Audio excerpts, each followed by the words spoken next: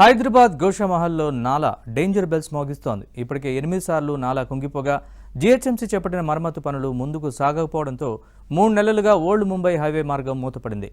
బల్దియా అధికారుల పర్యవేక్షణ లేకపోవడం, కాంట్రాక్టర్ నిర్లక్ష్యంతో ఇబ్బందులు పడుతున్నామని స్థానికులు వాపోతున్నారు. వర్క్ జరగకపోతే ఇక్కడ స్థానికులు ఎంత ఇబ్బందిగా పడుతున్నారు. ఇక్కడ కాలేజీలు ఉన్నాయి, స్కూల్స్ ఉన్నాయి, అంబులెన్సులు ఈ మాటికి అంబులెన్సులు 2-3 కూడా సజీవంగా అందులోనే చనిపోవడం జరిగిపోయింది. కావున ఎందుకంటే రోడ్డు లేనందువలన అంబులెన్స్ మళ్ళీ రివర్స్ వెళ్ళడంతో మధ్య దారిలోనే వాళ్ళు కూడా ప్రాణాలు కోల్పోయడం జరిగింది.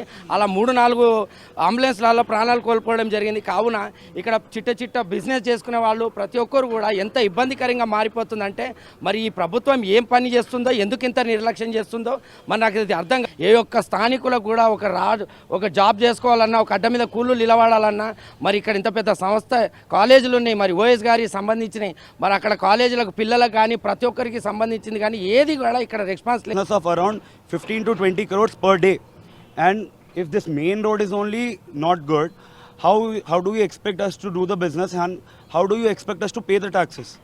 We can't do the business if we don't earn. How will we pay taxes, and how will the government earn?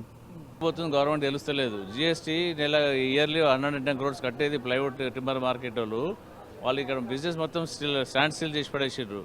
వాళ్ళకు అది కూడా అవగాహన లేకుండా, రెవెన్యూ లేకుండా జిహెచ్ఎంసీ వాళ్ళు ఇష్టంతో చేస్తుంటే మేము చెప్పాము అది వేసేసిన తర్వాత అక్కడ ఫిల్ చేసేసి అది స్టార్ట్ చేయమంటే వాళ్ళు స్టార్ట్ చేస్తలేరు.